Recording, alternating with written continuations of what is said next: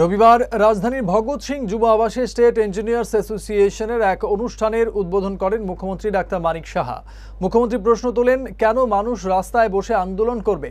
মানুষ তো বেশি কিছু চায় না, রাস্তা, বিদ্যুৎ, জল এই তিনটা পেলে মানুষ খুশি। বিশেষ করে এডিসি এলাকায় জল ও রাস্তাঘাটের সমস্যা দেখলে ব্যথিত হন বলে জানালেন মুখ্যমন্ত্রী। ইঞ্জিনিয়ারদের উদ্দেশ্যে তিনি আরও বলেন, আপনারা সরকারের মুখ নেই শব্দটা যেন না শুনতে হয়। যা যা করার দরকার সরকার সবই করবে। এদিন রক্তদান শিবির ও মাধ্যমিক ও উচ্চ মাধ্যমিক পরীক্ষায় কৃতীদের আর্থিক সাহায্য করা হয় ইঞ্জিনিয়ারদের এই সংগঠনের তরফে।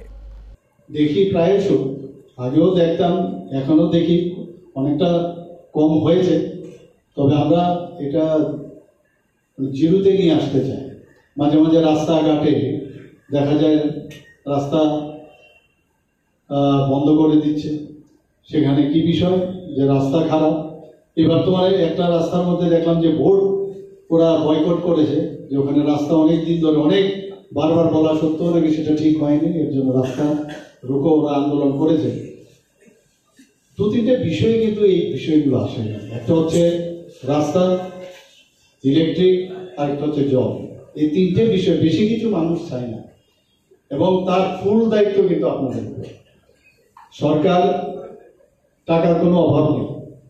আমি কালকেও আপনাদের ইঞ্জিনিয়ার সাহেবদের নিয়ে আমি বসেছিলাম, এবং এই তিনটে কারণে আমি বলেছি যে কেন মানুষ রাস্তায় এই বসে আন্দোলন করবে। এগুলো তো আমরা আগেও দেখে এসেছি, যে যেই জায়গায় প্রধানমন্ত্রী গ্রামীণ সড়ক যোজনায় 2000 কিলোমিটারের মতো অলরেডি এখানে হয়ে গেছে, তো বাকি যেগুলো আছে কোনো অসুবিধা নেই।